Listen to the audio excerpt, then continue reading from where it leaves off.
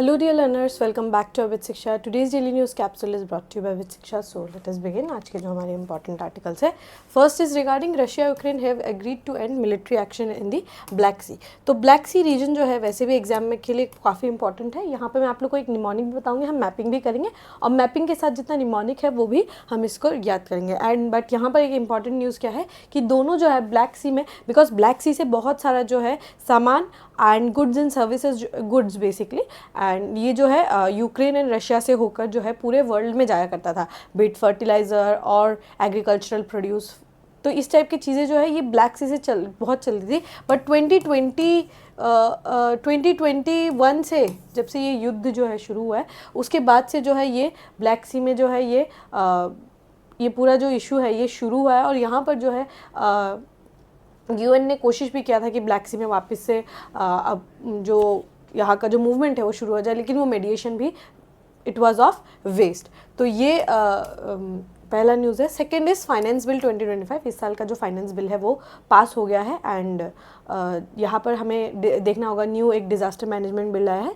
We don't have to go deep inside, but थोड़ा हम basic overview लेंगे. Finance bill क्या होता है, you might know about finance bill right, और अप्रोप्रिएशन बिल वगैरह के बारे में भी आपको पता होगा.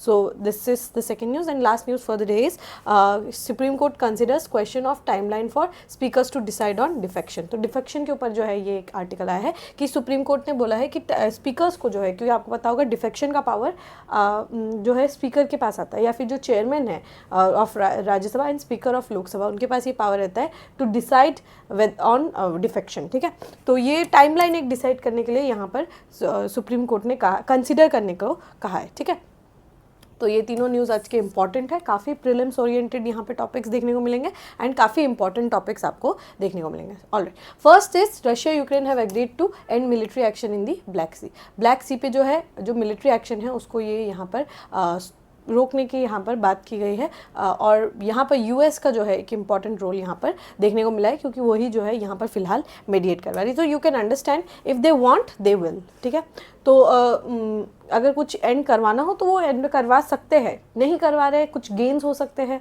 ठीक है, we are not very sure about that, but you have to understand that they possess this power to end any military conflict. ठीक है, कोई भी मिलिट्री कॉन्फ्लिक्ट को रोका जा सकता है, पर इसको बहुत देर तक खींचा जाता है.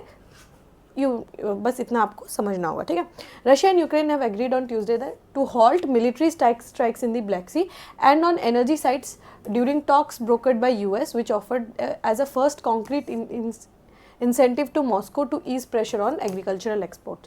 तो यहाँ पर क्या है, यूएस ने मेडिएट करके रशिया और यूक्रेन के बीच में एक यहाँ पर जो है डील ब्रोकर करने की कोशिश की है, जहाँ पर एग्रीकल्चर के जो एक्सपोर्ट्स है उसको हम धीरे धीरे यहाँ पर मूव कराएंगे. और जो भी एनर्जी का जोन है, बिकॉज यहाँ पर जो है बहुत सारा एनर्जी का भी प्रोड्यूस जो है वो पाया जाता है नियर दी ओडेसा पोर्ट वगैरह रीजन जो है, वहाँ से बहुत एनर्जी भी जाता है. नॉर्थ पाइपलाइन के बारे में आप लोगों ने सुना होगा राइट.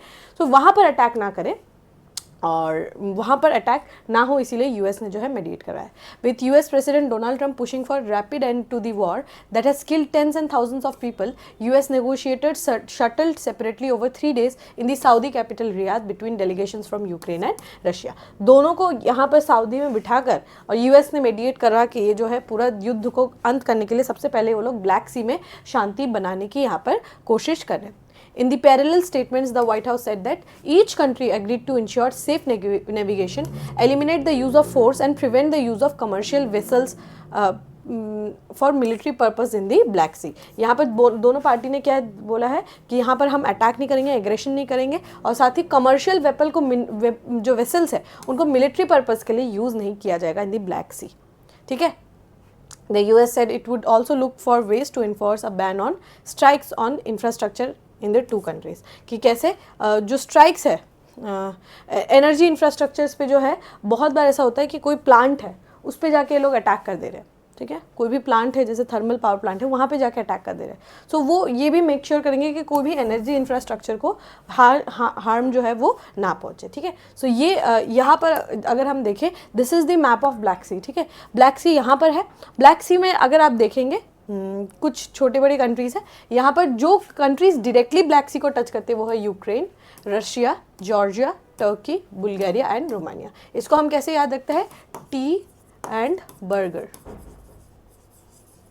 ठीक है। टी से क्या है, टर्की, ठीक है। बी से बुल्गारिया, BU, आर से रोमानिया, ठीक है। आर से ठीक है, ये जो है आर से रोमानिया, आर से रशिया और जॉर्जिया, ठीक है। 1 2 3 4 5 6 देश है यहाँ पे। टी से टर्की है और Bulgaria, Romania, Ukraine, Russia. You से समझ में आ रहा होगा यूक्रेन है, आर से रोमानिया है, रशिया है, जी से रोमानिया है, और जी से जॉर्जिया है, GE से, और आर से रशिया है, ठीक है। कैसे समझेंगे, यहाँ अगर मैं लिखूँ टी एंड बर्गर ऐसे, अब आपको ज़्यादा समझ में आएगा, ठीक है। ये देखिए, ये है निमोनिक।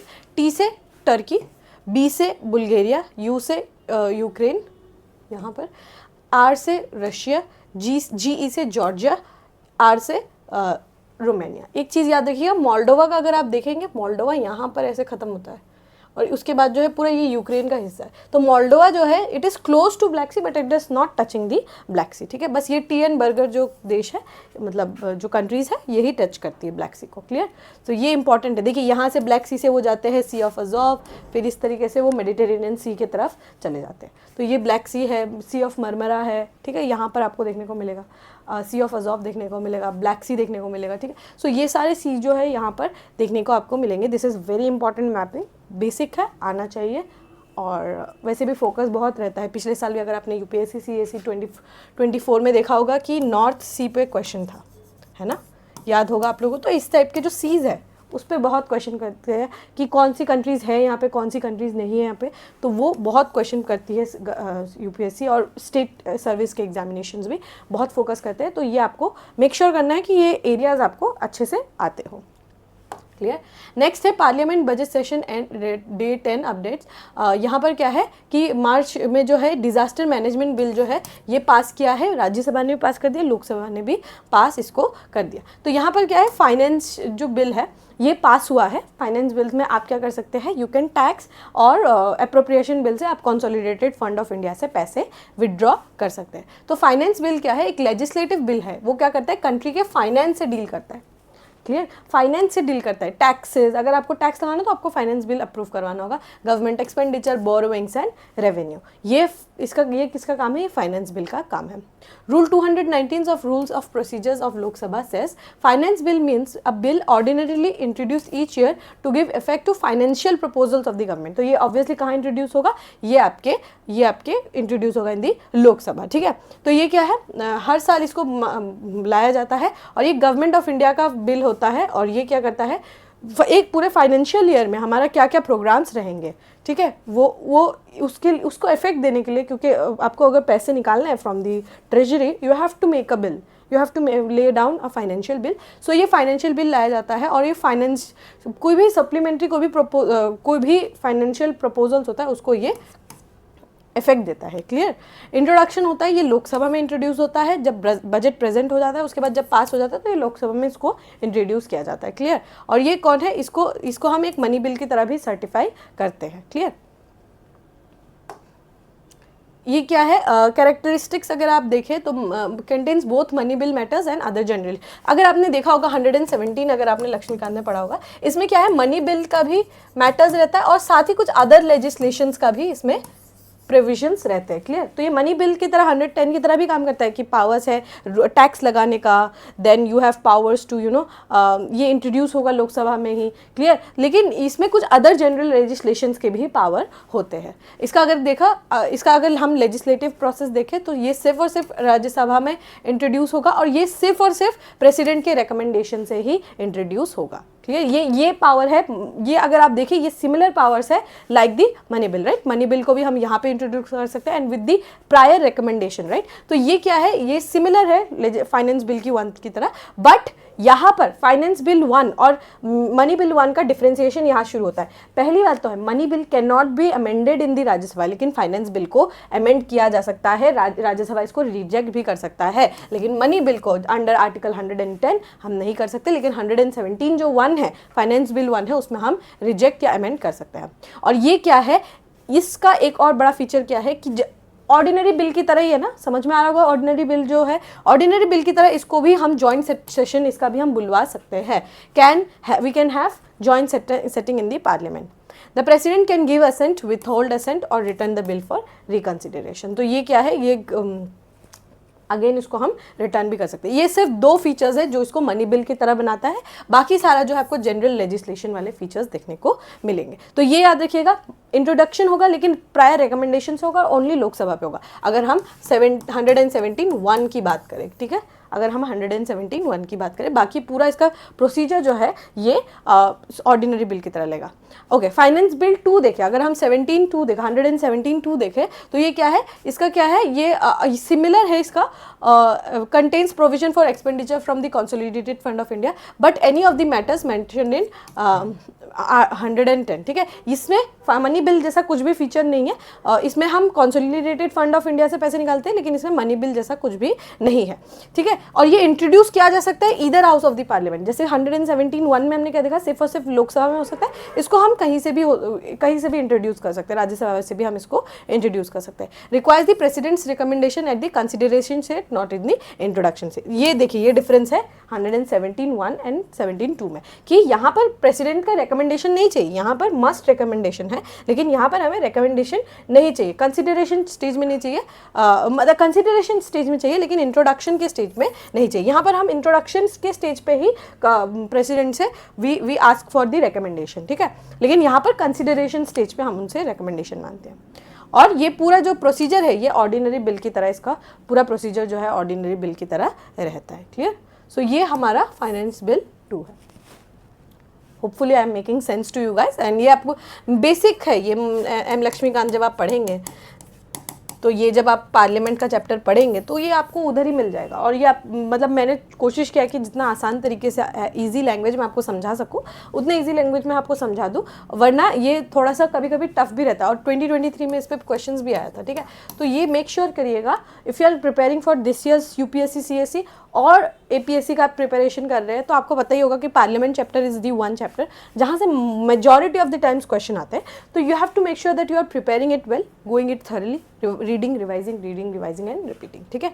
चलिए, समझ में आ गया होगा। We can move to the last news. The last news is regarding defection. बहुत इंटरेस्टिंग, बहुत इंपॉर्टेंट, बहुत आपने प्रीवियस ईयर सॉल्व किए होंगे।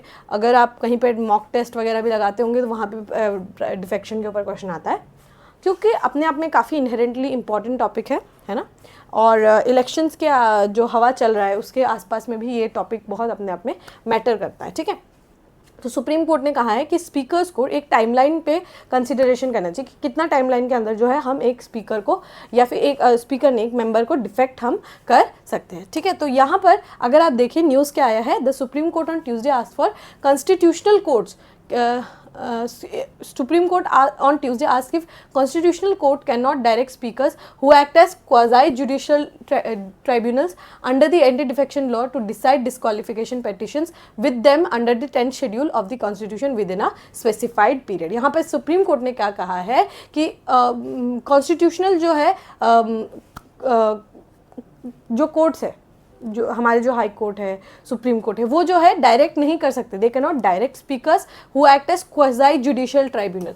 वो जो स्पीकर के पास क्योंकि पावर रहता है ना किसी को भी डिफेक्ट करने का, तो उनके पास जो है सरकार के जो हमारे स्पीकर होते हैं उनके पास एक क्वाज़ी जुडिशियल ट्राइब्यूनल का पावर रहता है under the anti defection law to decide disqualification petitions file with them under 10th schedule. 10th schedule के अंदर जो है आपको एक डिस्क्वालिफिकेशन जो है वो फाइल करना होता है to the speaker of the constitution within a specified period. यहाँ पर क्या है, स्पीकर्स को जो है ये हम डायरेक्ट नहीं कर सकते कि आप भाई 1 महीने के अंदर आप डिसाइड करिए, 1 हफ्ते के अंदर आप डिसाइड करिए, लेकिन यहाँ पर उन्होंने क्या कहा है कि टाइमली एक्शन जो है ये होना चाहिए। Very important. A bench headed by justice BR Gavai is hearing petition filed by Bharat राष्ट्र समिति leaders seeking timely action by the Telangana assembly speaker on disqualification proceeding pending against 10 MLAs who shifted allegiance to the ruling Congress in the state। यहाँ पर जो है supreme court के पास वो गए कि सर हमारे जो स्पीकर है, स्पीकर के पास ये पावर होना चाहिए कि वो एक टाइमली मैनर से डिसाइड करे, क्योंकि उन्होंने क्या किया कि जो भारत राष्ट्र समिति के जो लीडर्स है, BRS के जो लीडर्स है आंध्र प्रदेश, तेलंगाना में, तो तेलंगाना के जो बहुत सारे 10 जो मेंबर्स हैं उन्होंने क्या किया, पार्टी जो है वो शिफ्ट कर दिया। अब आपको पता होगा कि अगर आपने पार्टी शिफ्ट कर दिया, अगर आपने you have given up your party voluntarily, then you can be put in the defection list, right? आपको जो है डिफेक्शन के तहत जो आपको डिस्क्वालीफाई भी किया जा सकता है। तो यहाँ पर क्योंकि बीआरएस के बहुत सारे लीडर्स ने अपना जो है रूलिंग कांग्रेस की तरफ वो चले गए, तो उनके खिलाफ डिफेक्शन होना चाहिए, तो उसके बाद आपको डिफेक्शन के तहत जो है उसके बाद आगे कार्रवाई चलती है। Until now the apex court has only urged the speakers to decide anti defection pleas with a reasonable time। एक रीजनेबल टाइम होना चाहिए, ऑफ कोर्स, राइट, कि 3 साल हो गए, आखिर के 2 साल बाकी, उसके बाद आप कुछ ऐसे कुछ ऐसे आप डिसीजन ले रहे हैं, ऐसा नहीं होना चाहिए। एक रीजनेबल टाइम लिमिट होना चाहिए जब आप डिफेक्शन का मतलब आप हियरिंग सुनेंगे। The court had not specified what the reasonable time out to be in due regard to the constitutional office of the speaker. Constitutional office of the speaker के पास क्योंकि कॉन्स्टिट्यूशनल बॉडी में 7th highest rank है speaker का, तो speaker में अगर आप देखें तो ये भले ही वो स्टेट असेंबली में हो और या फिर वो हमारे सेंट्रल जो हमारा लेजिस्लेटिव असेंबली है वहाँ पर अगर हो, लेजिस्लेटिव असेंबली नहीं बल्कि अगर पार्लियामेंट में अगर हो, तो पार्लियामेंट में भी अगर आप देखें स्पीकर का ओहदा बहुत होता है, तो इसीलिए उन्होंने कहा है कि एक रीजनेबल टाइम में होना चाहिए, लेकिन एक रीजनेबल टाइम कितना है वो नहीं बोला गया है, क्योंकि ये स्पीकर के पास खुद पावर रहता है कि वो डिसाइड करे, लेकिन एक रीजनेबल टाइम के अंदर जो है डिसीजन लेना होगा। But justice Gavai on Tuesday said that constitutional courts were after all the custodians of the constitution. उन्होंने ऐसा कहा है कि जो कॉन्स्टिट्यूशनल कोर्ट है आपको बोल तो सकती है, लेकिन ultimately they are the custodian of the constitution, तो उनके पास भी जो है वो पावर रहना चाहिए, ठीक है। The court considered the question whether the constitutional court was so powerless that it can not direct a constitutional authority like speaker to perform his mandate under the constitution.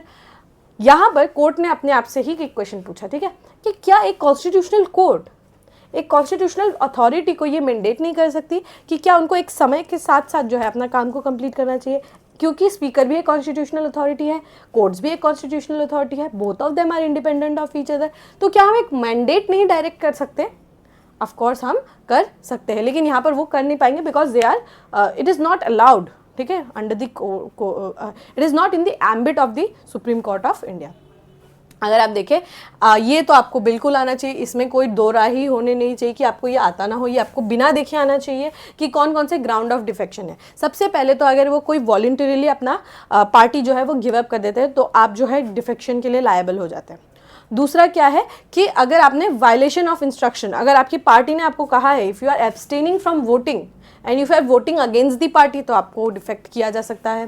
Third क्या है, अगर एक independently elected member जो है वो अगर किसी एक पार्टी को ज्वाइन कर लेते हैं तो आपको डिफेक्ट किया जा सकता है। और चौथा है, अगर नॉमिनेटेड मेंबर अगर वो 6 महीने के बाद कोई पार्टी ज्वाइन करे तो उनको डिफेक्ट किया जाता है, ठीक है। तो अगर आप वॉलंटरीली गिव अप कर रहे हैं तो आपको डिफेक्ट किया जाएगा। आपने लड़ा लेकिन अब आप गिव अप कर दे रहे हैं, जैसे इस केस में है, ठीक है। दूसरा क्या है कि अगर आपका दूसरा क्या है कि अगर आपने वायलेशन जो है, पार्टी ने आपको कुछ बोला और आपने हाउस पार्टी जो है हाउस में जाके आपने कुछ डायरेक्शन जो दिया गया उसके खिलाफ आपने किया तो आपके खिलाफ हो सकता है।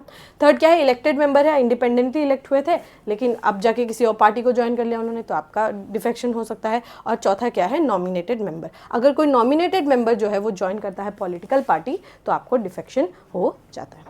क्लियर हुआ? Am I making sense? Is this clear to you guys? All right, very important,